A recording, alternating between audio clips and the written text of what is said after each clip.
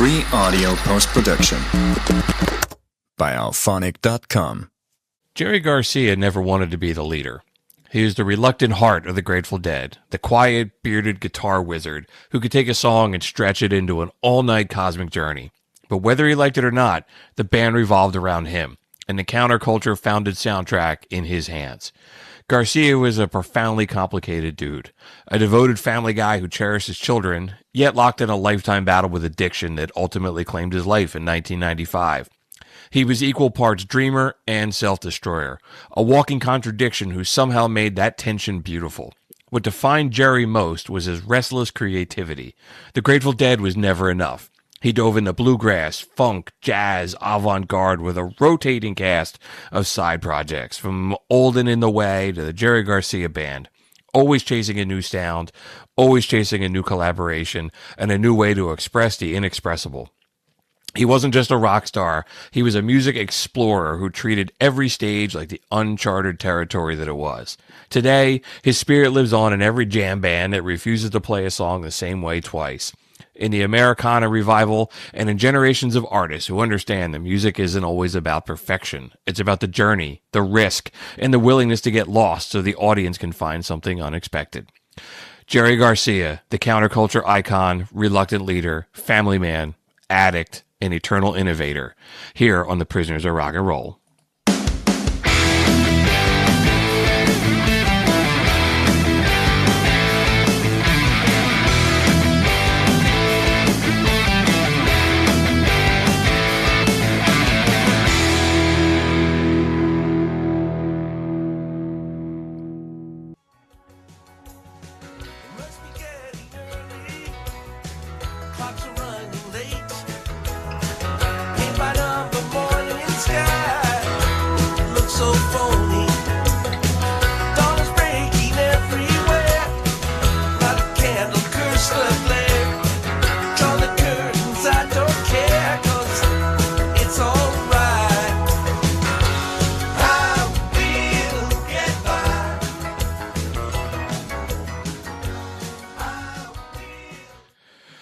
Greetings, citizens. Welcome to Prisoners of Rock and Roll, episode number 119.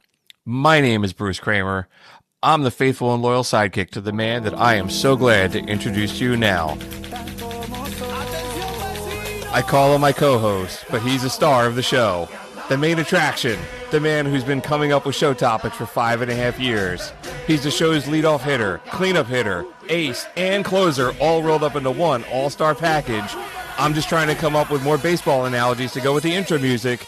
Now batting, number 68, Ryan McCusker. Are you rocking? Prisoners of Rock and Roll is part of the Pantheon Podcast Network, and we're sponsored by Boldfoot Socks and McCusker's Tavern in Philadelphia. If you had no idea what the hell that was Johan Duran's entrance music, the closer for the Phillies. Oh my God, dude. Everybody goes nuts when that shit goes on. I haven't seen it in person, but I hear about it. I've seen it a couple times. I haven't seen it at night. I've seen it a couple day games. Man. But, yeah, I was watching the game the other night. And I was like, oh shit, that's going to be what I got to play for the intro. And then, I think you're going to see more of that in baseball. Like, oh, here comes the closer, and here comes all these lights and shit. And yeah, I kind of hate it. I'm totally a get off my lawn. You. It's like, but when did it become professional wrestlers? Exactly. But when we asked about a couple years ago, what would be my walk-on song? And I said it would be Blind for Corn. Okay. And some Major League Baseball player has it as his opening theme now. As his walkout music. And it's like all made the rock and roll news and shit. Interesting. I did that 5 years ago, man. Anyway, yeah, dive in a little baseball, little music right there. I didn't realize I was trying to find that song on Spotify. I'm like, oh shit, it's like a custom remix of like 3 different songs all put together. It's baseball, not professional wrestling. I agree. I totally agree. So what's going on, brother? The Grateful Dead and Jerry Garcia, man. That's what's going on. You're nervous about this one. There's so many different ways you go to Jerry. And, we're just going to do a nice little, like, kindergarten introduction to the Grateful Dead and Jerry. Like, very soft, very easy. Something you understand about Jerry. There's a whole podcast devoted to him and all this stuff. And we'll never even get anywhere near through all the content and all the shit he said. It's like he said in the monologue, man, he's a really complicated dude, and there's so many different angles of him. And their music, there's so many different angles of their music. You know, he has such a different way of approaching music is in its own way. You know, until we get into the show, we'll talk about it. But you know, he's definitely someone that lived art through his life. One thing that shocked me this week when I was listening to a lot and reading stuff, and I was like, shit, man, he was 53 when he died. It's like he looked way older. Oh, he looked like Father Time up there in the last show in Chicago. Yeah, he wasn't. He had a rough paper route, man. He was, he was obese and a lot of gray hair. Like shit, I think I got some gray hair on my beard. You think someone would be like, all right, I had enough? Maybe after that, he was in a coma for a few days. Oh, I don't know. Nothing fazed him. Like nothing's like he didn't get close enough to death that scared him until he's dead. I mean, we can jump back and talk about his childhood in a second, but it was like I read somewhere like they said the amount of money that he was spending on drugs, if it was 2026 money, it was like $2,300 a day on heroin. It's just like, yeah, no shit. He died, and he smoked and he was overweight and he was diabetic. It's amazing that he didn't get any limbs cut off. I'm sure if he got older, he would have. Yeah, well, he did. He lost a finger as a kid too, right? But yeah. Well, there's a good point where we can start this story. Jerome John Garcia, born in San Francisco in 1942 to a Spanish jazz musician, Jose Joe Garcia, and his wife, Ruth Garcia. His dad died when Jerry was 5. I didn't know this. I know a lot of things about Jerry's dad. His dad owned a bar. I had no idea that until I start reading about it this week. I'm like, oh, well, we have so much in common already. And then he cut his finger off. I'm like, all right, that didn't happen to me. Well, his dad drowned when he was 5 and then kind of really screwed up Jerry. And then right around the same time, too, is when he had that accident with his brother where he lost. He was on vacation, right? Mm-hmm. And they were screwing around to go cut some wood. His brother chopped his finger off. A fucking year later, they go to the same campground, same everything, and Jerry watched his dad drown. Well, really? Was it the same? Wow. It's basically, from what I hear, it was like almost a whole year later. And Jerry said he saw his dad put his head down the last time and went underneath, and that was the end. I read somewhere that he didn't see that, but he was so traumatized by it that he like manifested a memory, and he was he would always swear that he was there, and other people were like, no, you weren't. But it was so traumatizing. Regardless, it was so traumatizing to him. And the finger thing was like, they sell T-shirts of like his handprint and shit on the back, and the finger's missing. But it was like the hand that he held the pick in. It wasn't like the hand that you make chords with. Definitely adds to Jerry's playing. Totally. He had a style of his own. And I think a lot of it came from like the bluegrass scene he grew up in. Yeah. Well, he was, he got introduced to rock and roll and all that crap not crap, but, rock and roll by his brother, the same brother that cut off his finger. And then he just kind of got into folk music and bluegrass and the beat poets, and just kind of interesting, man. It's like he just took a different road into music. Like he didn't come up like gospel like many other guys. And Jerry was a Catholic to start out with, and he was a hellraiser, like every Catholic. Like hearing about him as a kid, he like raised hell. Like he was in reform schools, he was this and that, and cops are going home. Like no wonder he turned into Jerry Garcia. Yeah, like per se, like he went in the army when he was 18, and that was like a disaster. That didn't last very long because he kept getting in trouble, and he was going AWOL, and they finally were just like, "All right, dude, you're out." God, it could have took like a week. After it took like 6 months.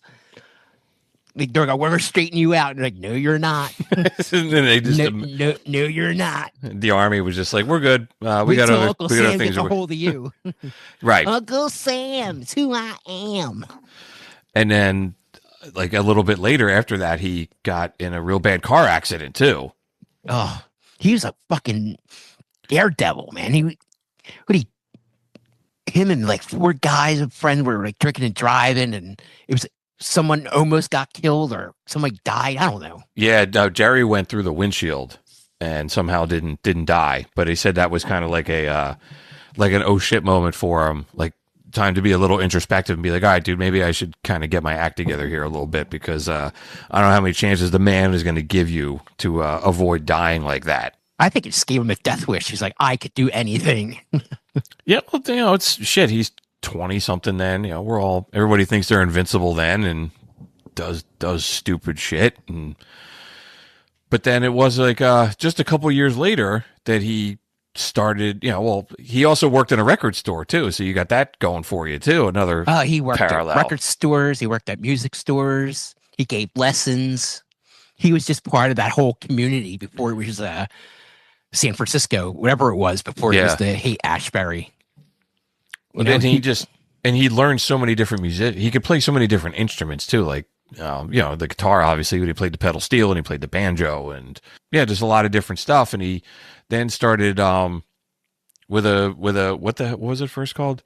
Mother McCree's Uptown Jug Champions with Bob and Pigpen in like '64. Yeah. Oh God, yeah. I mean, Jerry was playing in a music store, and young Bob Weir, at least 8 years younger than Jerry or something like that.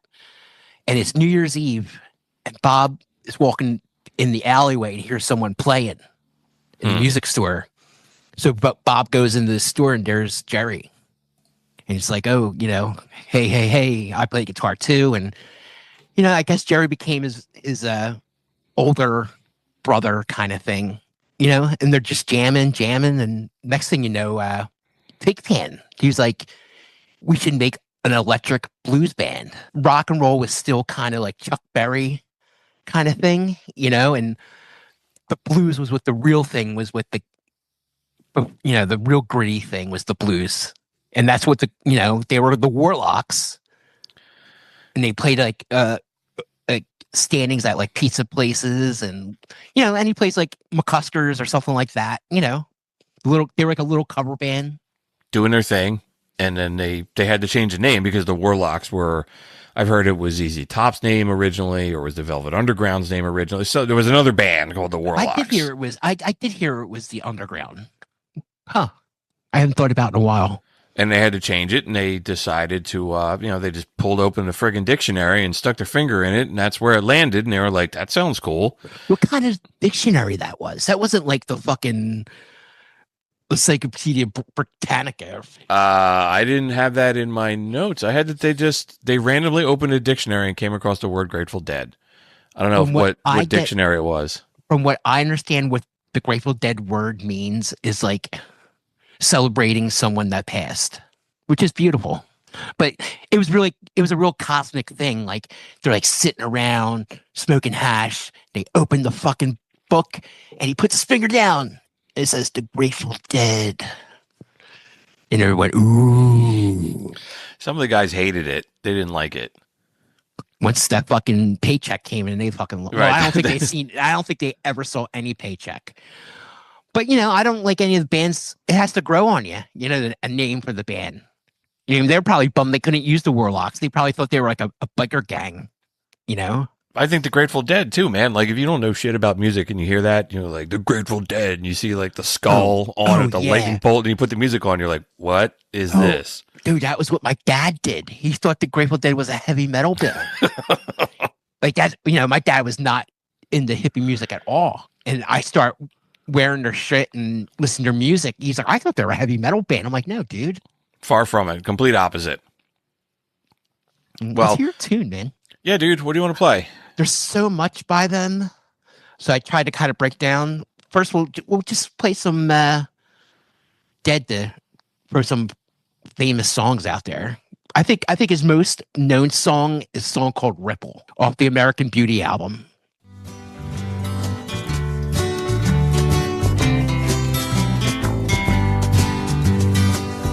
If my words did glow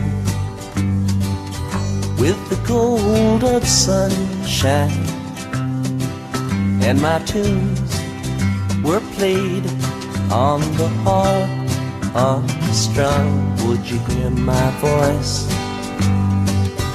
come through the music. All their songs are so deep, but Jerry had a writing partner. I think the whole band had a writing partner. And his name is Robert Hunter. Robert Hunter got into the Rock and Roll Hall of Fame with the band and never played an instrument with the band. I mean, he's very important, though, man. Yeah. All those spaced out words and everything, it comes from him. He was like one of the first dudes to get into the Rock and Roll Hall of Fame as a performer that wasn't a performer.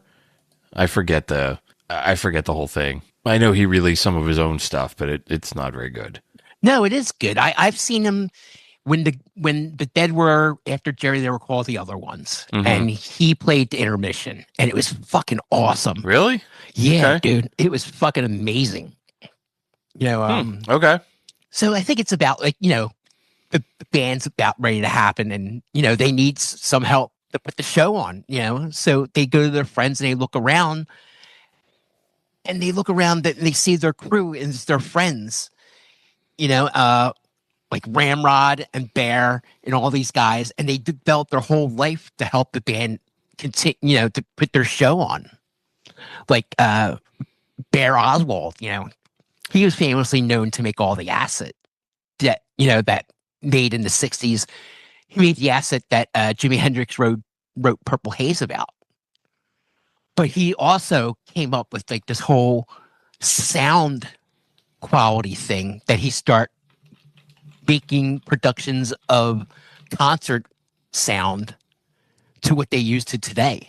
That enormous friggin' wall of sound that the Grateful Dead used, which is like, if you see pictures of it, it's like 20 feet high of speakers that they had all this shit plugged into. And can you imagine setting that up? It was a fucking nightmare. It was like 3 trucks long. It took 24 hours to put up. It was always constantly like things were blowing out on it because it was like everything was tubes and shit back then. So everything would like blow out, and Bear Oswald put fucking all his money into the Grateful Dead sound system. That's how dedicated he was. I mean, you could just read about his life. He's a different kind of dude.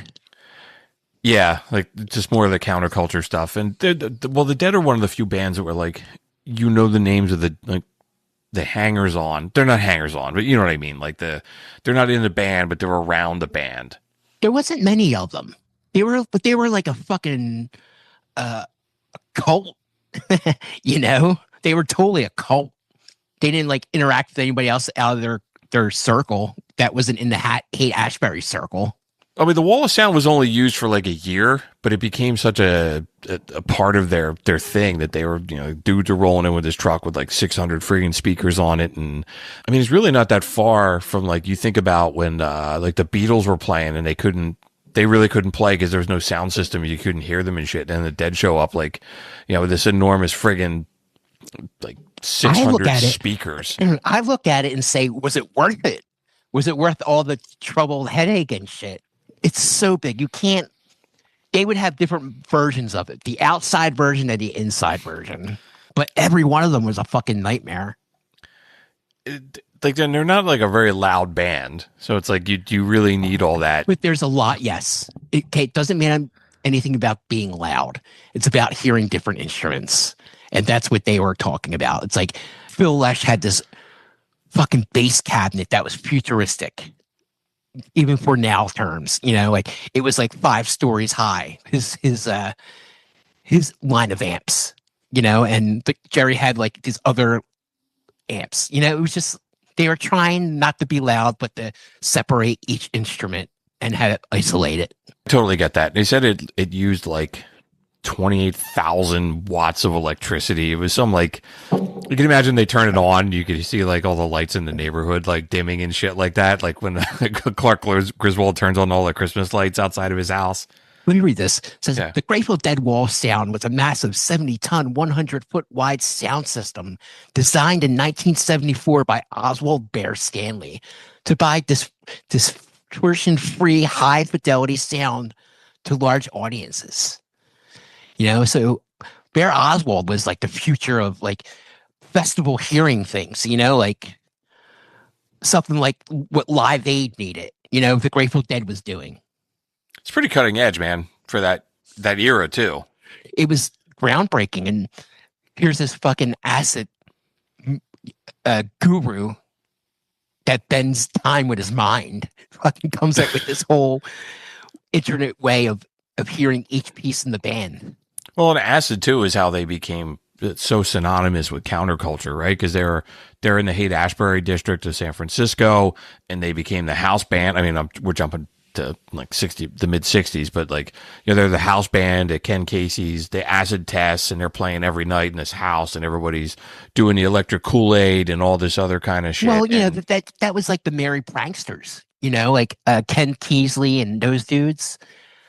And the Grateful Dead were still just the Warlocks when they start their shit, and then they start doing these acid tests, and the Dead were like, oh, well, we want to play along with it. Sometimes it worked, sometimes it didn't work. They put like imagery up on the walls to play with the music and real like artsy shit and really like drug oriented shit. Yeah. But again, very cutting edge, avant-garde kind of crap that's going on in the 60s with what they're doing. And then, that's when their career starts taking off. And then 67, they landed the gig at Monterey, and then they came out with their first album. So all the acid test shit, like they didn't even put a record out yet. Ugh.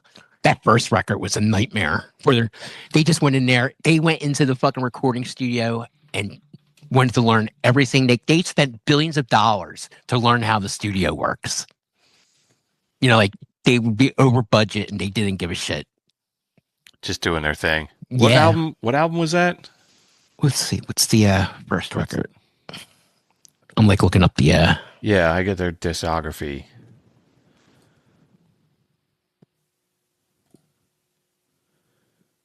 Just the Grateful Dead, the one with Jerry with the red, white, and blue top hat on his head. Yes, yeah. Yes. Yeah. What's on? But that's like a total different version of what the band turned into. Like what we just heard, Ripple. Mm-hmm. Like they became more of a folk band after a certain time. Like they're like, all right, enough with this shit. We need some hits. Like they needed to make a couple of albums that had hits on them. Their first, just skimming their discography, like the first two albums didn't do a whole lot. Well, the whole thing, like the Dead doesn't sell albums per se, dude. They never have. It's like they're not like the Bee Gees. Like the Bee Gees sell like albums. Grateful Dead sell concert tickets. Very fair. They had a couple albums that went platinum, but it was like no, Touch of Grey went platinum. Yeah, that was the only thing. Working Man's Dead went platinum. American Beauty went platinum. In the Dark went platinum. We play something off Working Man's Dead. Yeah, what do you want to hear? Oh, there's so many great fucking songs. Did I put Dire Wolf on there? Yeah, of course you did. This song's like a whole other level, dude. Please don't murder me. I sat down to my supper. It was a bottle of red whiskey. I said my prayers and went to bed. That's the last they saw of me. Don't murder me. I beg of you, don't murder me. Please don't murder me. I tell people, they're like, what is it about the Grateful Dead? I'm like, the Grateful Dead is what America's all about. I was just going to ask you this exact question. I think the Grateful Dead is what America's best known for, and it's freedom. The music is nothing but freedom. There's no law to follow when it comes to the Grateful Dead's music when you're playing it. It's so hard to describe what they are. Like they're not rock and roll. They're not Americana. They're not folk. Like they just straddle so many.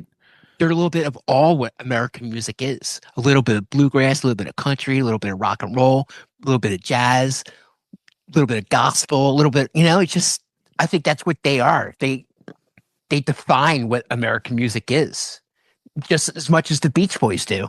I totally get it. I mean, it's like if somebody, I don't know, man, somebody doesn't know who they are and they're like, what? Well, why would they though? They've been gone really for so long, and the reversions of it, Yeah, but well, I mean, shit, they're still important in music. You would know, my 18-year-old may not know who they are, but But if anything, the 18-year-old knows is the party. They only know about like the party. And that's kind of what I saw with this Dead and Company out there. It's like even my friends' kids were there and like, oh, we can't wait for the party. I'm like, yeah, I guess that's what you do look forward to when you're really young. Is the whole and party. The experience of it, like you're dressing up in the tie-dye, like. Well, it's not even that. It's just fucking getting fucked up till you can't walk anymore. Yeah, but there's also a legit, like, I don't know, man. When you go to Springsteen, there's always the 20-year-olds wearing the Born in USA era jean jacket, sleeveless shirt and the headband, and you go to Motley. Now it's more like when I went to the Dead and Company shows, it was like everybody's wearing a headband, like John Mayer did. Right. There was a lot of that new John Mayer looking kind of thing. Okay. There was no flashback with these kids at all. No, these kids. No, there's no 60s fucking shit to them whatsoever. It's all like, I'm just telling you what I saw. The only thing these kids know about the Grateful Dead is not Jerry, it's John Mayer. And it shows. Well, that's sad. I mean, John Mayer is a great guitar player, but that's sad. It shows. I think it shows on the young fans. Like, they think the Grateful Dead is what it's supposed to sound with John Mayer. It doesn't sound anything like it. It sounds like John Mayer sitting in with the Grateful Dead. Yeah, well, that's what it was. Yeah. I think. I mean, that's my opinion of it. I'm glad that they're there. That at least, it was there until everybody died. And I don't know what's going to happen now. Hopefully they still go out and celebrate the music with Dead and Company. It becomes like, I mean, they're at the point now that, they're all gone. But it's like, I don't know, man, like Leonard Skinner is still on friggin' tour, but there's nobody alive that was in Leonard Skinner originally. Yeah, but they're using the name still. Right. But they haven't used the Grateful Dead in fucking 30 years. Right. They retired it when Jerry died. Yeah, there was just all these different versions of it. Yeah. The fucking Skinners out there just selling T-shirts with the name on it. That's fair. But there's a lot of bands like that are on the road or they're touring and there's nobody left that was in the original band. And sometimes I get it. I mean, it's not like four other dudes were like, we're going to use the name. It's like, one guy leaves and you replace him with this dude who's younger. And then down the road, that guy, they replace somebody else and shit like that. Well, you see that with like the hair bands. There's like 2 different versions of Great White out there. Yeah. There's like all these other guys fighting over band names and shit like that. Like, my wife and I went and saw the Oak Ridge Boys like a month ago. Oh, wow. It was heard awesome. That name in a long time. It was great, but like one of the guys, the guy from Camden was ill. Well, the one dude died and another guy was really ill. And the guy they got to fill in was like 35 years old. The rest of the Oak Ridge Boys are in like their mid 80s. So I was like, if that dude becomes part of the band and the next guy dies, maybe they replace him with another younger dude. So eventually it would continue with the same name, just younger dudes. And the Oak Ridge Boys were friggin' awesome too. Oh God, they sold a bunch of records. Were they like a country thing? They were like a gospel band. They were gospel that kind of went into country. I totally remember their name. Yeah, they played that song, Elvira. That song.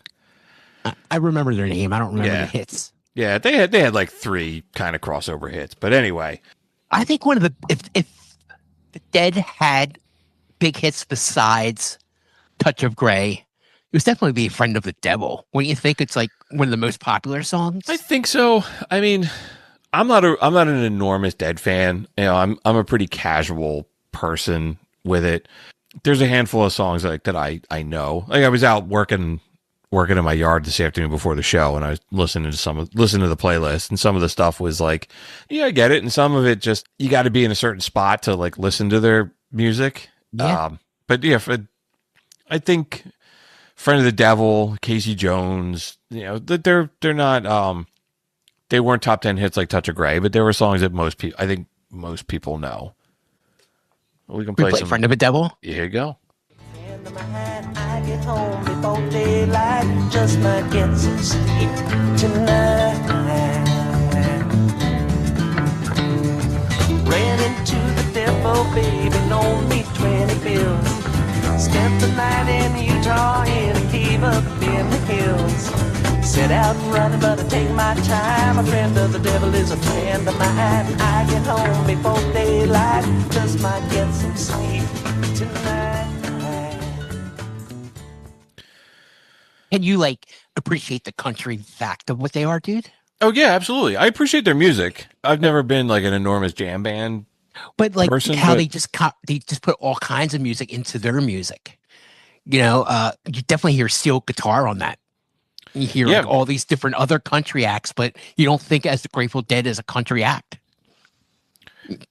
Call it like when you just said they're like the melting pot of music is a great way to describe it. Because they really are kind of indescribable, like how there's so many different influences of music on their albums. And like we just heard a bunch of stuff that's kind of folky, right?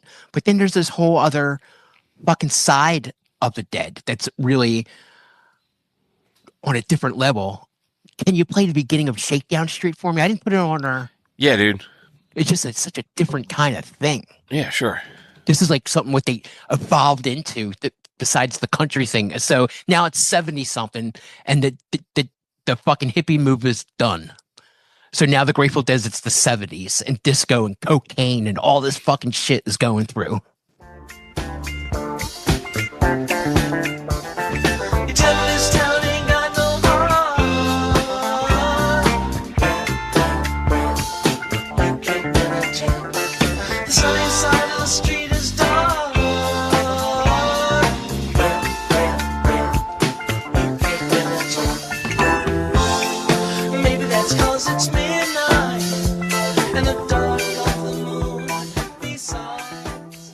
But that sound, that like womp womp womp, yeah, that guitar sound that's on like Terrapin Station. That comes in like a whole bunch of their other stuff.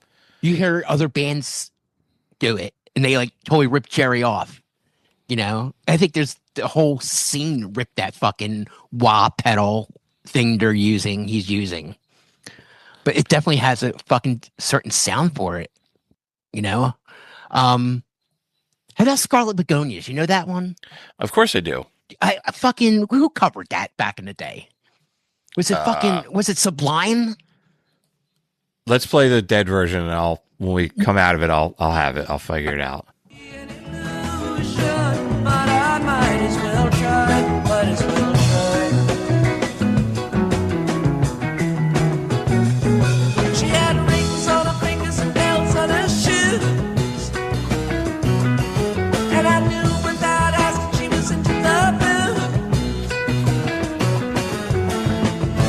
Scarlet begonias tucked into her curls.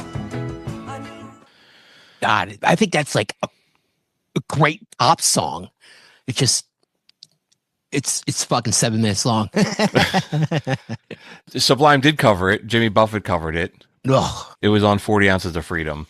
I remember it being I remember hearing that version before I knew it. God, that sounds awful. But that was 1993, 1994, dude. Yeah. Like, what the fuck? Let's play their awful version. Sublime? Yeah. It sucks. This might be an electric chair song. I don't even think I know this. I have to, because this album's everywhere. As I was walking down Rubber Dove Square, not a chill to the window, but a nip to the air.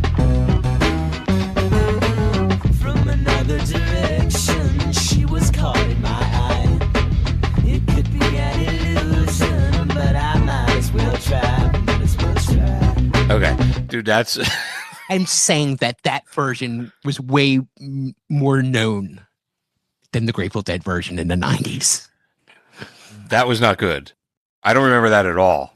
Come on, didn't he give you 40 Ounces of Freedom your freshman year of college? I like that album too. All right, I like Sublime. I don't. Yeah. You know. 40 Ounces is the shit. That's better. That's the best one they have. But that's another conversation for another show. That's another episode. Sugary is one of the well-known Jerry songs. And mostly all the cute little girls love Sugary. That song always has a special place in my heart. Just playing, just brings back memories when I was a younger guy. And yeah, all the cute little girls love Sugary, man. Fuck. It's probably the first song of theirs, like a jam song that I was like, okay, man, I dig it. I mean, the version you have on here on the playlist is 15 minutes long. Well, this is also a Jerry Garcia, the band. This isn't the Grateful Dead version. This is like Jerry would go out by himself, play the Jerry Garcia band, and he would play Grateful Dead stuff. But I don't know. I just grabbed the version, and I thought this was a pretty good one. And it's a great segue into the Jerry Garcia band and all the side projects he did. But let's play some Sugary first.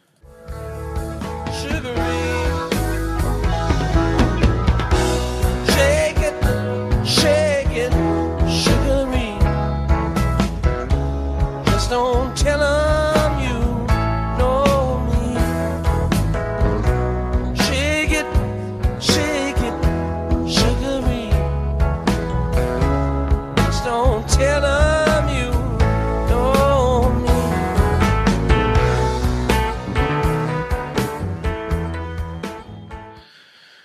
God, reminds me of a summer day hanging out in someone's like driveway. Yeah.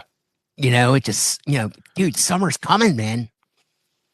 Yeah, World Day is in a couple weeks. That's unbelievable. That's a great song, and I love that you put a version from the Jerry Garcia band on there because Jerry was obviously important to the Grateful Dead, and we can get into that in a minute. But he lived in this parallel universe where he had this like whole separate career outside of the Grateful Dead. Even he called the Grateful Dead his day job, and he said the other projects were his artistic joy. I'm sure those guys from the Grateful Dead were scared shitless that he was going to leave the band because he could just go out there, do it himself, and keep all the money for himself. Yeah, the Dead was largely good with it because they also were all doing their own shit. They did a lot of their own side projects too. Yeah, they were like the Wu-Tang. Yeah, right. Totally. Jerry had a great band though, man. He had the best band out of all of them. Phil had Phil and Friends, and Rat Dog Bobby had, and Drum Devils is what the drummers had, and Jerry had Jerry Garcia band. They were around a long fucking time. They were around a long time, but all those projects, and he had so many different things he got involved in. It's just like he got to step aside from the fame of being Jerry Garcia from the Grateful Dead, because I think he really struggled with he didn't want to be the leader of the Grateful Dead, but everybody saw him as the leader of the Grateful Dead. I think that really frustrated him because the last thing Jerry liked was leaders.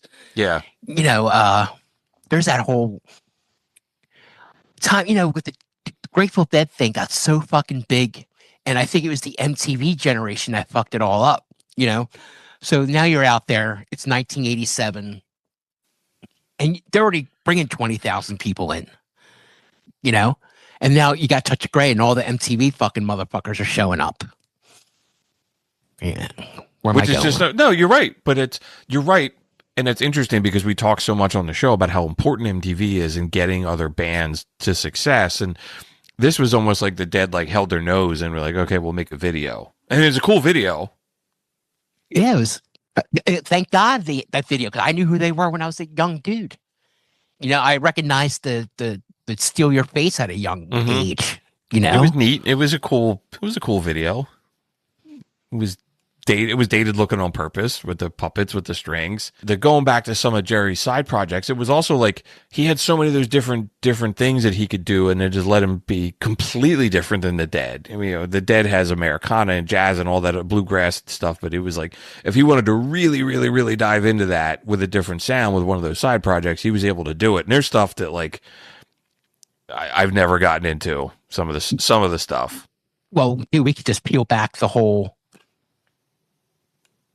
grassroots fucking bluegrass thing with Jerry. We could do that now. We could do the second half of the show. It's up to you. Yeah, dude. Yeah, you want to dive into some of the side projects that he did? That's what you're saying? Okay. There's so much of it. I think the first thing Jerry did of bluegrass that I came across was an album called Old and In the Way. Yes. And I forget who was on that record, but this is the first attempt that Jerry did some kind of bluegrass thing. I put a version of Wild Horses on there. All right, let's play that, and then we can dive into Holding in the Way. You know who I am. You know I can't let you slide through my hands. Why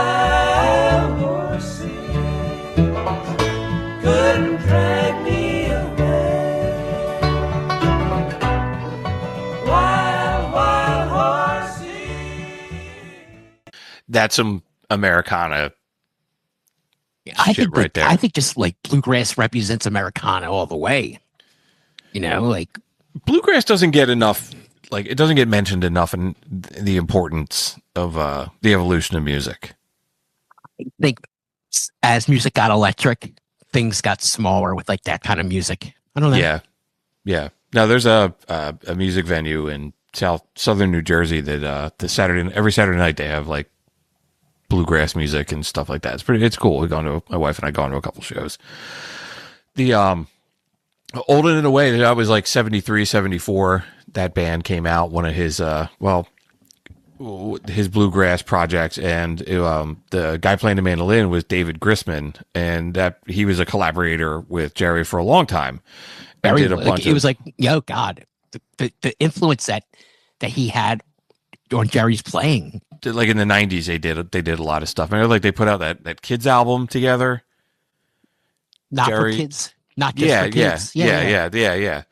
Oh, there's I put like this cool song on there, didn't I? It's called "There Ain't No Bugs on Me." It's like children's songs, but not just for children. Yeah, you did. There ain't no bugs on me.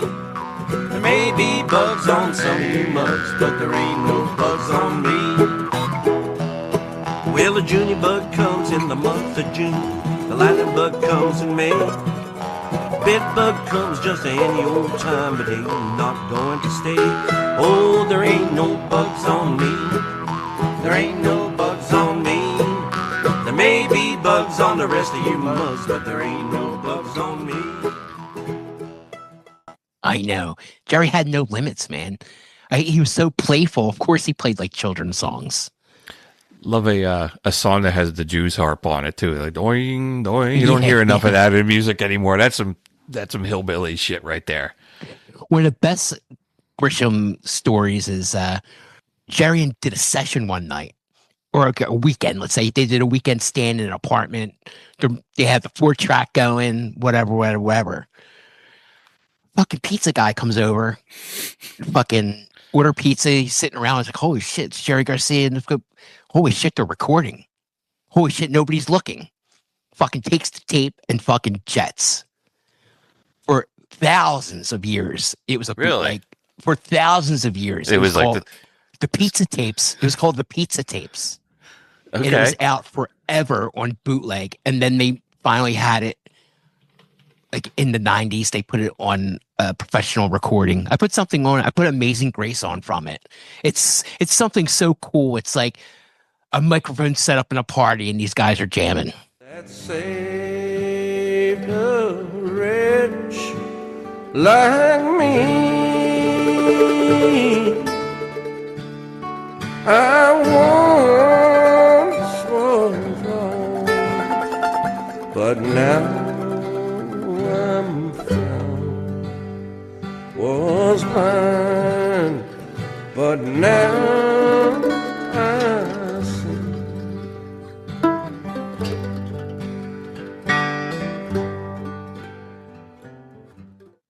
Yeah, right? cool. So the pizza guy shows up and here's Jerry Garcia. Holy shit.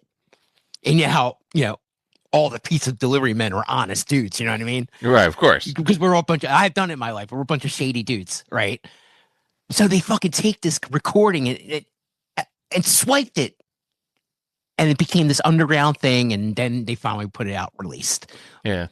I'm reading about it right now. They said not that long after Grisman heard one of the songs on the radio, and then fans started selling them at shows and trying to get their autographs. And I guess they finally were like, okay, we're just going to release it. We're not going to get pissed. They were fighting it for a while, and then they were just like, okay, whatever. I think maybe also the quality of the sound that they were putting out. Like, all right, we got to put the real thing out. There's so much shitty versions of the tape out there. But yeah, like that's the crazy shit that happens in Jerry's world. Fucking legends happen and fucking fairy tales come true and fucking magic happens. It's a great story. And then fucking Jerry goes into like a fucking diabetic coma. He did, and we can jump back over to that. So that was like 88. He was in a coma. 86. he was in a diabetic coma and he almost died. I mean, he was legitimately pretty close to death. And when he came out of it, he had to learn how to play guitar again. And his friend Merle Saunders helped him how to play guitar. A lot of, like, he had to do scales again. He had to learn everything to do with guitar all over again. Most people would probably just give up and never play again. Yeah. You know? But when Jerry started playing again, they were like, oh, you want to play the Grateful Dead stuff? He's like, no, I want to play My Funny Valentine. And there is a with Merle Sanders, they have a recording of it. And this was like Jerry's favorite song of all time. His kids say he'd be walking in the room and he'd just be playing it, just hanging out. This is Jerry's favorite song of all time.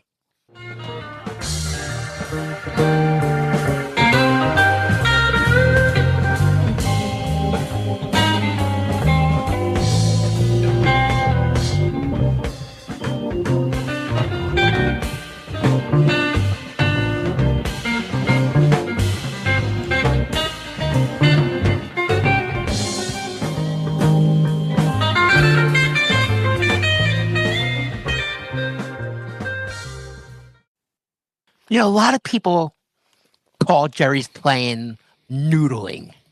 That really bothers me. I don't like that whole phrase of calling it noodle. You don't understand Jerry's playing.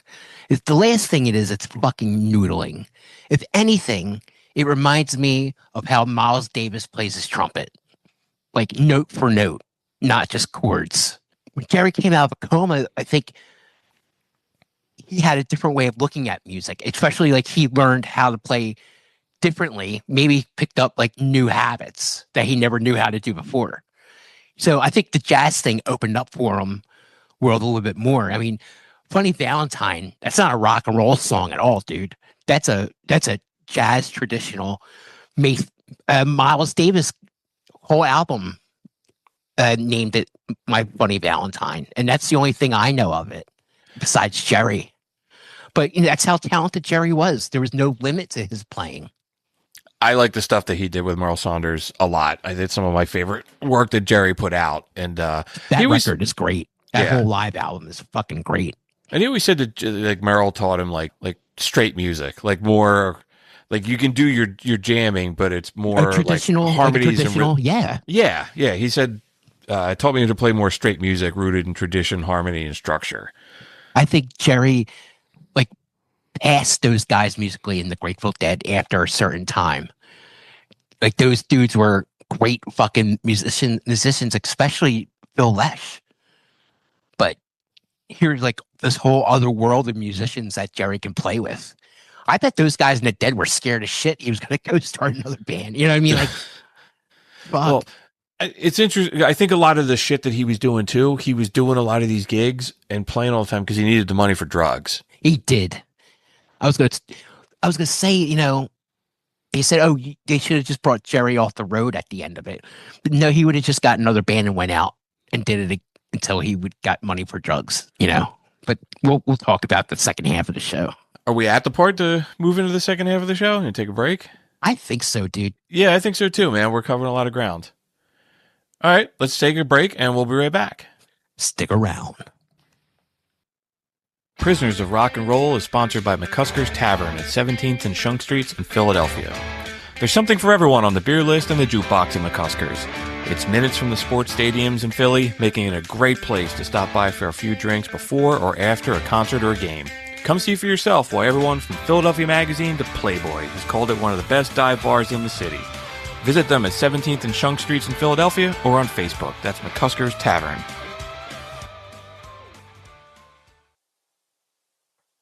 And it looks like your man's getting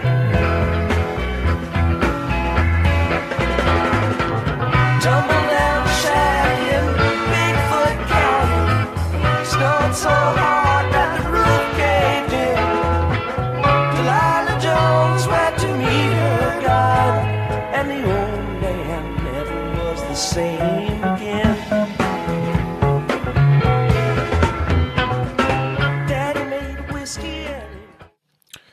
All right, right, we're back from the commercial break. Thanks so much for sticking with us. Just a reminder, the Prisoners of Rock and Roll is part of the Pantheon Podcast Network, and we're sponsored by Boldfoot Socks and McCusker's Tavern. That was Brown Eyed Woman off of the famous Europe 72 album. There's so much to this guy. They're gonna release music to the end of time with Jerry Garcia. There's so much stuff in the vaults. Every couple of years they put another show out. You're like, oh shit. Well, because they taped everything. And they let everybody tape everything. And they played so many friggin' songs, like thousands, tens of thousands of gigs. In 1972, they went to Europe. And remember how we talk about when the Stones made the record at the house, they had the truck show up with the recording truck, and they park it and they no. Yeah, Exile on Main Street. Yeah. Well, I think it was RCA's van, but the Grateful Dead did that. They brought a sound van with them everywhere in Europe, and they record it every night. So there's like a box set out from Europe 72. It's like 20 different shows. But it was like this legendary thing.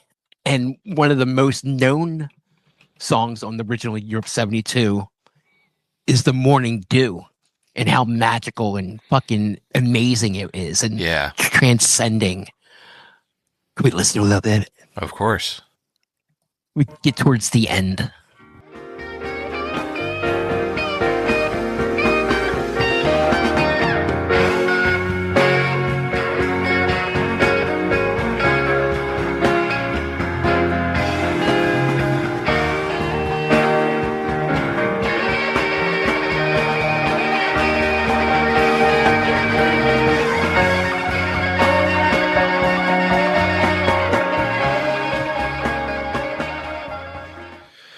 Song's 12 minutes long. I remember hearing the story while they were recording that particular. They were somewhere, and the truck was out there. One dude was out there babysitting the truck, and he had to make sure everything was going right and everything. And he said something happened, and he had to go back in the club and abandon the truck by itself.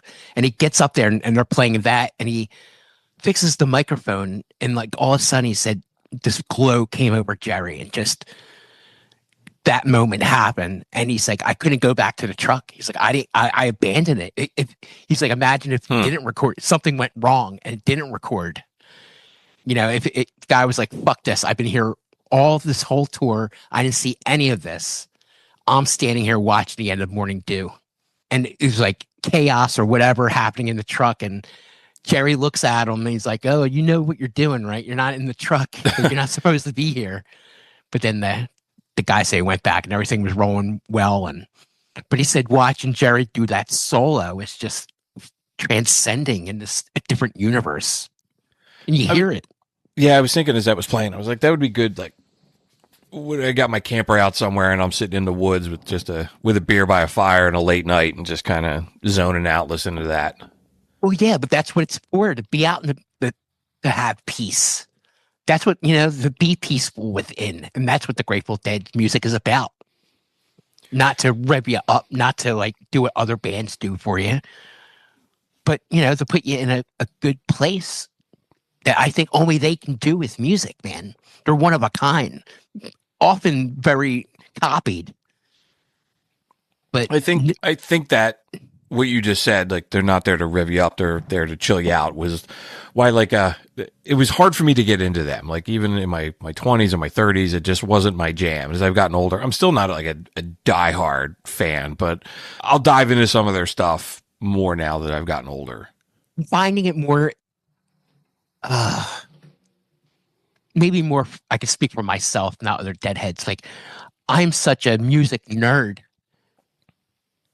I can have conversations about fucking Europe 72, like the chord progressions but then I can also talk about their music by looking at the drugs they were doing through that, okay, the fucking 60s was nothing but weed and acid. So their music was real trippy, real whatever.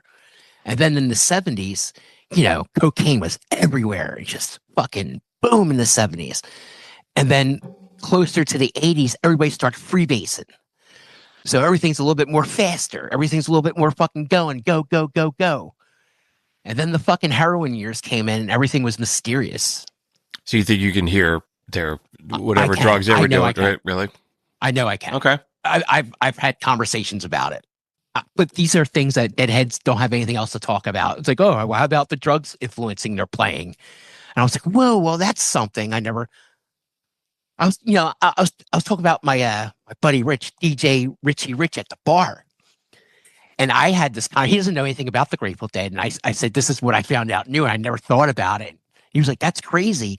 It is crazy to think about. Okay, like let's say from 70 to 77, they did nothing but fucking coke, and you could fucking hear it. Because everything's fast, everything's upbeat, everything's go, go, go, go. Even so much, like I said, with the freebasing, everybody was doing it before crack. I think Ricky Nelson was doing it before he died, and then, like I said, I think Jerry was always doing heroin, but I think the mysterious of what heroin is turned into his music a little bit darker. And that's what towards the end of Jerry's life, it was just really dark. But I wouldn't be dismissive of that point about the drugs because, I mean, as a musician, you're influenced by the stuff that's around you, whether it's your lip, like, I don't know, anybody. Lane Staley from Alice in Chains is writing about drugs, just whether it's music around you or what's going on in your personal life, your family, whatever. And that's part of it. I'm just saying, like, there's a different feeling between cocaine, not that I know of. There's a difference between cocaine and marijuana. Yeah, I get it. Sure. And to any musician, fuck, a couple of drinks in me, I play like a different fucking dude. Right. Sure. Like you take chances when you're on drugs or drinking when you're playing your instrument. That's why I think it's why all those jazz guys, I felt like they had to take this heroin because they were taking risks on the music. Going back to the bluegrass shit, but I found this song going back to, I just think it's a fucking great song he did with David Grishman. There is a documentary out called Grateful Dawn. And I actually saw this in the theater at the Ritz in the 1900s.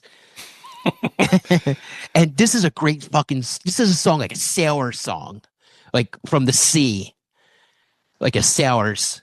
It's called Off to the Sea Once More. Yes. I put this on there for you because I think you would love this. I heard this and when I was listening to the playlist, I was like, this is weird. Yeah. Got drunk as drunk could be. And when my money was all gone, was then I wanted more.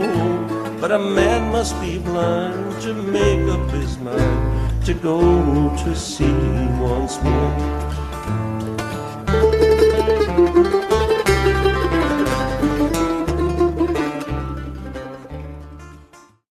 It's cool. Come on, that's way cool, man. It is cool. No, it's an old sea shanty that, like a work song. I mean, shit, dude. I think that's like what tales are made of songs like that, Yeah, that shit from like the 1700s. Yeah, it's cool. There's nothing that we can't talk about, bro. It also just shows that Jerry Garcia, again, how diverse the music that he would play. And I'm like, yeah, that's cool. Like, yeah, it's a guy from the Grateful Dead playing a sea shanty. But with again, a dude with a mandolin. Through the years, he even changed the songs that he was famously known to play. He learned how to play them different. Like David Grishman again.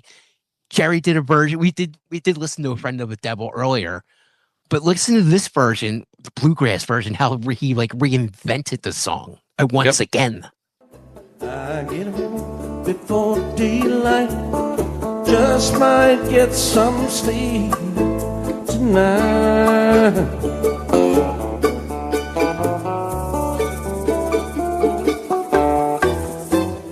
Ran into the devil, baby loan, 20 bills. Yeah, very different.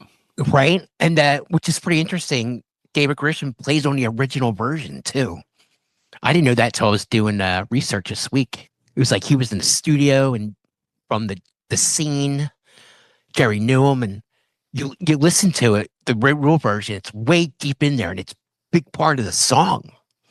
Yeah, you shouldn't be surprised though that Jerry Garcia is going to be reinventing his stuff. I mean, he recorded so much and they famously never played the same song the same way twice. So, Is there something on the internet that says how many shows Jerry played? the Grateful Dead played 2,314 shows, but Jerry altogether played 4,782 live performances during his career, including his work with the Grateful Dead, the Jerry Garcia Band, side projects, and then he played another 740 private studio and rehearse sessions. He was just one of a kind. Yeah, you can't even understand. That's like hard to even understand. And this is what's going to bring me to our final thought here. You know, Jerry was this fucking guy, right? He was like a prophet to people, you know, and he had the answers, right? But then we look back, and Jerry was really awful to the people that loved him, to the point of where he loved the drugs more than he did his own family. He was kind of an absent father a lot. I mean, he was on the road so much. We just said how many thousands of shows, but you know, he was married, 4 times? He had four girls. And like, you know, I just have a different way of looking at everything since I lost my parents and what love really is and what really fucking matters. And like to those little girls that he had, you know, they didn't have a father, but all these fucking washed up, fucked up teenagers had Jerry Garcia. You know, it's like, look what tore Jerry's life apart to be Jerry Garcia in the Grateful Dead. But again, Jerry wasn't really a responsible kind of guy. Not at all. Like he ran from responsibility. Yeah, I think all junkies do. You know, I think to a point, it was pretty fucked up that Jerry was so fucked up, the band didn't know what to do with him. Like, they were just like, give him whatever he wants. Just get him out on fucking stage. Get him on stage. No matter how much heroin you got to put on him, put him on stage. And then he go in the back, collapse to the next show. Put him and do the same fucking thing over and over and over again. That band was such a bunch of cowards to talk to him, to make him get clean or intervention. They made his 14-year-old daughter give him a heart-to-heart. The band couldn't do it, but, you know, they couldn't do it. They were too much of a coward to tell Jerry he had to get his shit together because they probably all have their own shit going on. All of that is just goes into how complicated he is and like all the like the tension of different things about him, that there is such a like the way he plays guitar, the way he sings, there's like a fragility to it, but then he's like this horrible heroin addict, you know. It's like, or he's beloved by so many of his fans, but he can't get his shit together with his family. I think everybody pacified him, you know. I don't think that's a way to go, but that's exactly what they did. They pacified him until they do whatever they had to do to put him up on stage. I think it's hard to put him in a box, just like it's hard to put their music in a box. Like he's just there's so many different angles to it, depending on how you want to look at it and talk about him. Jerry was just so against the system. Like we were talking about when the MTV generation came in, and the gate crashers. Like I was saying, there's 20,000 fans showed up, sold out already. Now the touch is great. There's 20 other thousand fans fucking showing up that don't have tickets. Now, these motherfuckers were breaking down the gates and charging into like a massive fucking overtake to go into the show for free. You know, and the band was getting pissed off because the cops were getting involved and everything like that. And they wanted Jerry to tell everybody to calm down. And Jerry would not do it. He would release a statement and say, hey, you guys are fucking up. He's like, keep having fun. That's the only thing I'm going to tell him to do is keep having fun. Like, he didn't want to be the man. It's like he didn't want to take responsibility for anything that he did. He didn't want to take responsibility for the show. All that shit, the reluctant leader and everything, and he doesn't want it. And like that's great, and I understand that and I respect that. But sometimes you don't choose the moment chooses you. And that's like, sorry man, he was the de facto leader of that band. And that's just how it worked. And if he didn't like it, then, you know. But I'm just saying, imagine they could never have had a band without Jerry. If sure. Jerry, you know, they never, if Jerry was alive and the band was together and he wasn't with them, it would have been terrible. You know, and it's just a weird pacifying a guy with drugs and pacify him with a life and pacify him all this shit so he can be a talent. It's like I feel bad for his family. I feel bad for the loved ones. You know, imagine everybody has that friend that has a friend that has a friend that brother's a junkie. And they just give up on them and they show up in the middle of the night and all this fucking shit and their embarrassment. That's what Jerry was to them. I don't know what it's like to have an addict as a family member, but it must be a fucking nightmare. It must be heartbreaking and scary. And I can't imagine being a parent out there worrying about your kid being a junkie out there on the street. I think his family were like, they had enough of him. You know, like they didn't see him as Jerry Garcia. They saw him as a fucking pain in the ass, you know? And it's a shame because then like you see the photos of him and later in his life, and you're like, oh, he's this kind of like grandfatherly looking dude, and you're like, oh, he's just lovable Jerry Garcia, and he's got the ice cream named after him. He was sure, but it's complicated and it's messy, and that's a great representative of life. I'm not saying he was a mean person. I don't think he had a mean bone in his body. I just think he just wanted to be numb all the time. Mm-hmm. I don't know if like he had, I'm sure he did have some mental issues about all the acid he took and whatever. Well, I think all those guys have a little mental illness.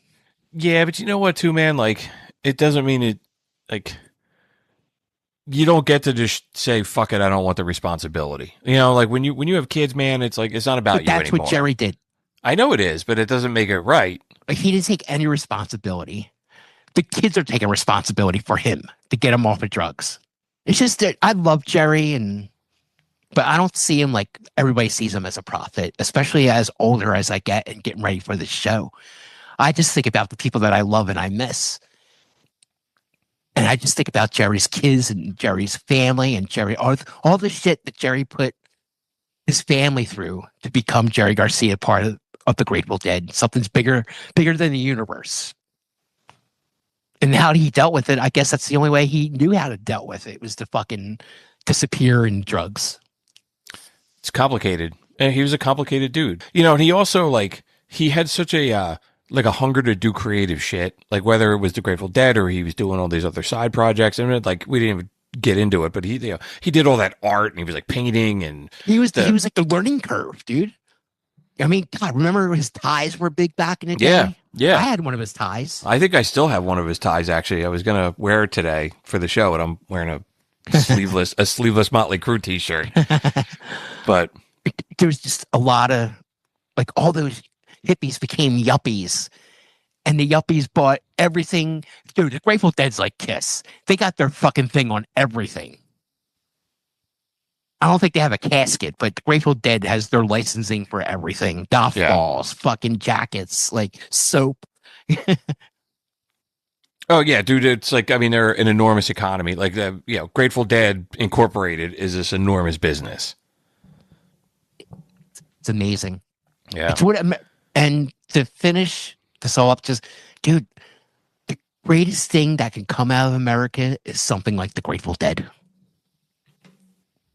That's the American dream. Something so amazing that can only happen from Americans. There's no other band like them, for sure. All right, well, I think that's Jerry Garcia and the complicated person that he was and the amazing music that he made, and I think you did a good tribute to him. And his ice cream, come on. And his ice cream. I remember they were saying, Jerry, just leave the band. He's like, I could just live off the ice cream money. And they're like, well, why don't you just do that? And he's like, come on, man, look at this payroll I have for the Grateful Dead. I got people having children and they have Medicaid or, like our insurance. And that's a heavy pill, man, to be responsible for the show to go on. Yeah, but you have a lot of people depending on you. I remember reading that too, that they said that they had a lot of people relying on them and they had to like stay on the road and do stuff like that because they had all those, they had like the 40 something people that they would tour with, but then you had all the people that would go around and, the deadheads and setting up their shops and everything all the way else. To the office, to the fucking, to making the tickets. There's so much involved in it and they did it well, but they were a fucking shit show. Everything about them. They could never get the one person to be in charge. Nobody wanted to be in charge. I think they had so much bullshit happen through the years. Every day somebody else was in charge.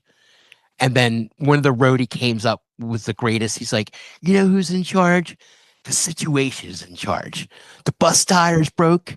That's Situa's in charge. The bus is broke. The bus is in charge. You know, like I was like, wow, that's pretty way to look at it. But, you know, whatever the situation right now is in charge. Okay, the PA's not working. Well, the PA's in charge right now. Yeah, that's bull. Like, I get it. But it's also like, yeah, somebody's got to step up and take over. But like that's just why they didn't. That's why they just blew through money and they didn't make profit. You know, like their drummer Mickey Hart's father was their manager, and he split with all their money. Mm-hmm.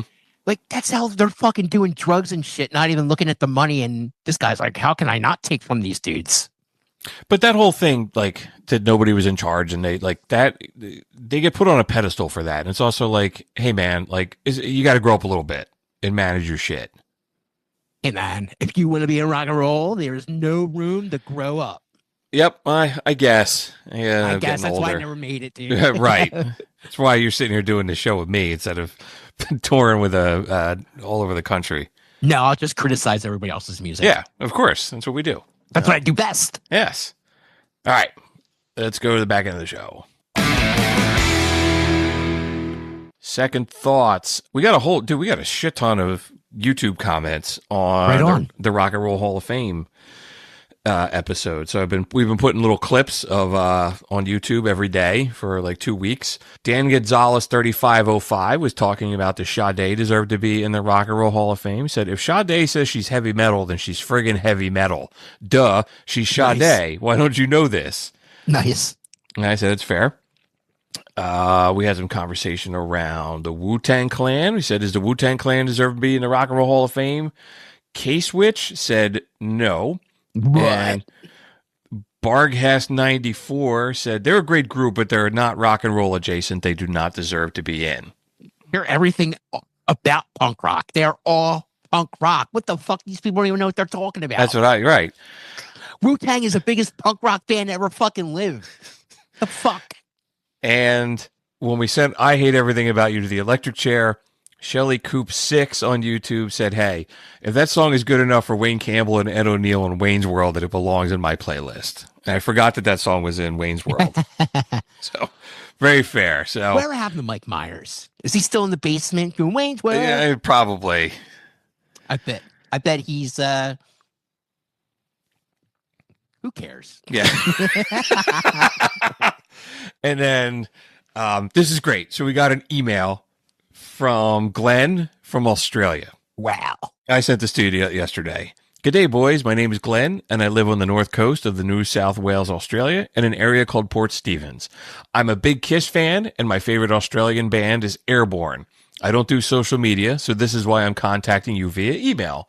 But I'm starting to think because of things like your podcast, maybe I should get on social media.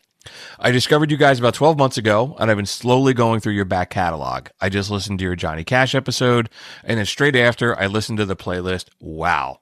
I only got told about Hurt last year and added it straight to my playlist and had no idea about all those other songs until today, so now I added all them too. I've learned so much, one of which is how shit the Australian music scene is, to which I meant what we get on radio or presented on TV, not necessarily Australian music.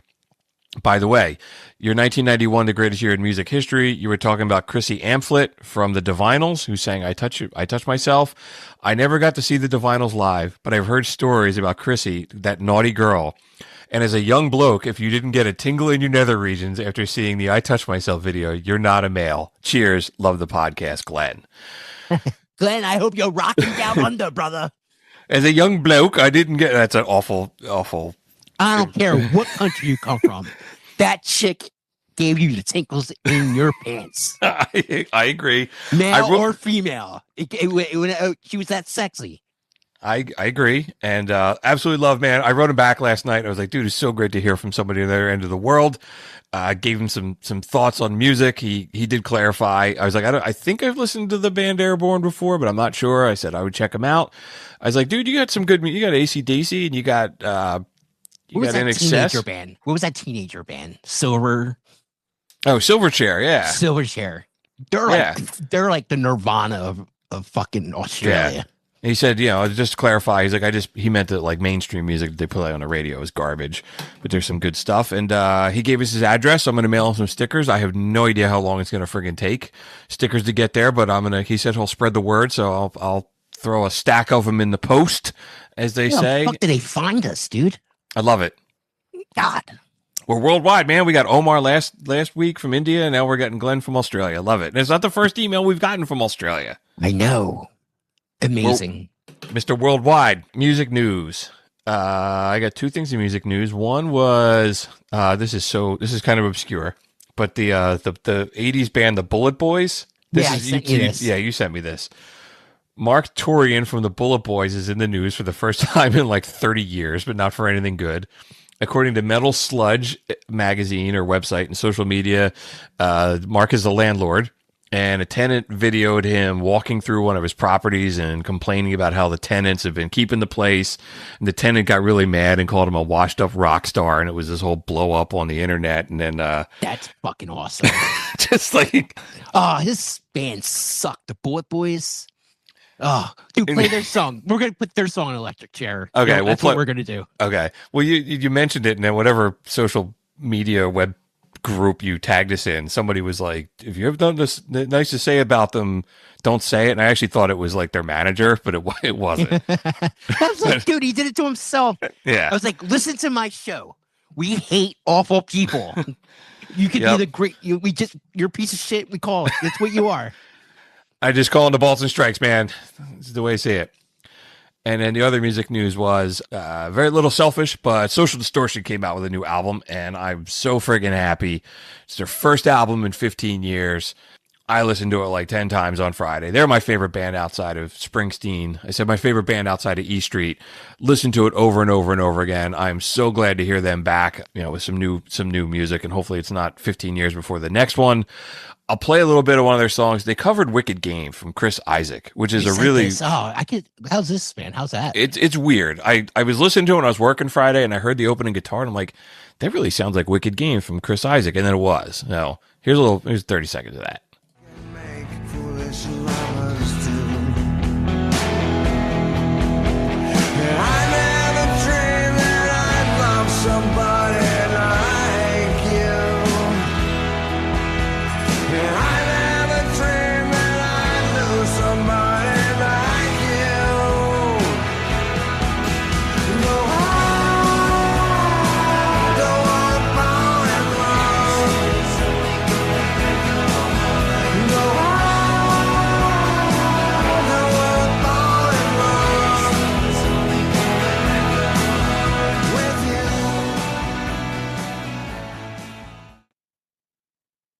Dude, it's a little different. It's different for them, but I was digging it. I'm gonna send that to my singer in my band. Maybe we can cover that. So I love it. Yeah, dude, it was a great album. Very happy with it. Can't wait to see him this fall. Probably they're all over social media. He's like everywhere right now. Yeah, dude. They did. They played Jimmy Kimmel last Thursday. So yeah, I saw that they are coming. They're doing a tour this summer, aren't they? Yeah, I'm going to see him in Philly, and they're playing the Stone Pony in Asbury Park. I might try to get tickets for that too. I will have to look that up on the internet. Let me know if you go, my friend. And the electric chair. So we kill a song for being terrible. You suggested we kill something from the Bullet Boys. Smooth Up In Ya. That's the only song they fucking had. This is going to be the first time. He is a washed up rock star. This band fucking sucked. I think I bought this album, like the cassette tape, when it was like a cutout, like for $1 or some shit like that. It's like they were like trying to be like Guns N' Roses or slum rock. Ex-members of Rat in the Bullet Boys. Let's listen to this.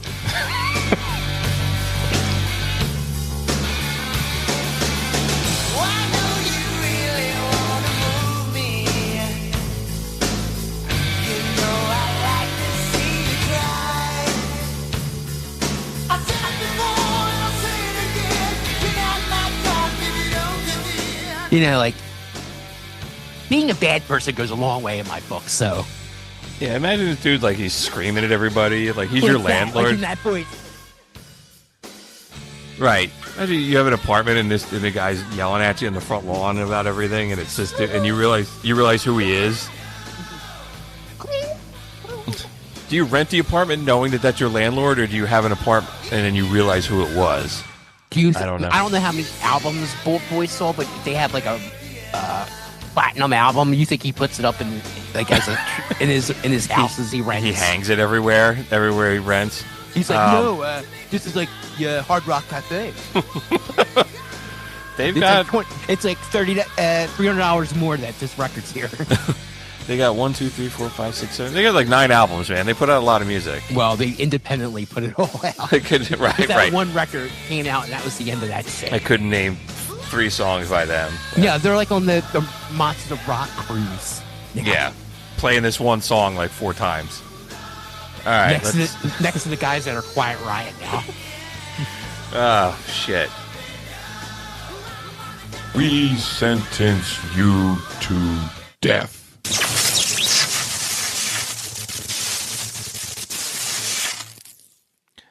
It'd be great if his I wish that really was his manager that we were. That'd be the shit. Yeah. Oh. I was Googling the guy trying to figure it out. I was like, is that his manager? But the guy said he follows our podcast now, so he followed us on. He does follow us on social media. So that's hysterical. No, that was on one of those things, what caravan things. What was the last rock and roll shirt on? I'm like sitting there, like I have a Winger shirt on right now. No. It was funny because the guy was like, if you have nothing nice to say, don't say it in our group. And I was like, Ryan and I are podcasters, sir. You don't understand. We hate awful people. We're going to talk about this in the show. And he's like, don't have anything to say. That guy said enough to everybody. He's all over social media being awful to people. Right. All right. So that is a wrap on episode 119. If you want to hear more Jerry Garcia, Ryan put together an episode playlist. You can go down to the show notes for a link to it. You can also check out the show notes for a link to our social media accounts. You can go there to find our website, prisonersofrockandroll.com, our email address, show@prisonersofrockandroll.com, and a map to McCusker's Tavern in Philadelphia. If you want some free vinyl, all-weather vinyl stickers of our logo is pretty kick-ass, just reach out and we'll mail them to you. Even if you live in Australia, we'll throw them in the mail. No obligation, no purchase necessary. And drop us a line, man. Let us know what you think about Jerry Garcia. I think Jerry rocks. He was a dude hard to understand. Yep. And 53 when he died. That blew my mind.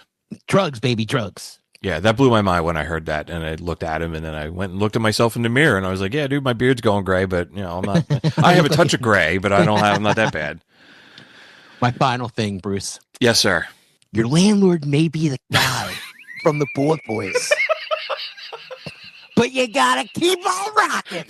Peace out. I'm just a prisoner!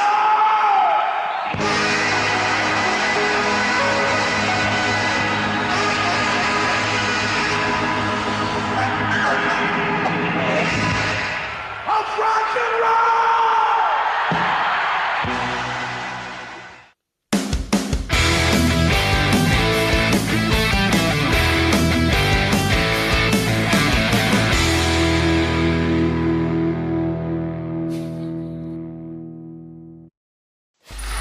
Free audio post-production by alphonic.com.